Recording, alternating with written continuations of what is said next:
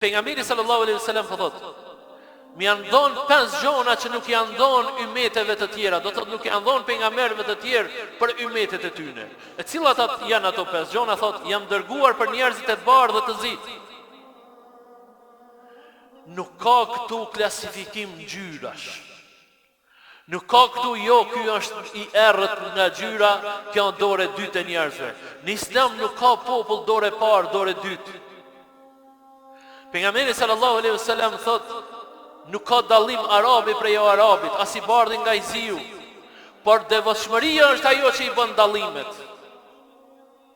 Pra nuk ka dallim racash, nuk ka dallim që ti je i bukur, nuk ka dallim se je rac më e pastër, më e mirë, do thotë kështu në synin tënd. Te Allahu nuk ndryshon kjo gjë. Te Allahu ndryshon sa ti je i bindur në ibadetin ndaj Allahut xhaleshanu. Sa ti i përpiqesh për me i bë ibadet Allahut.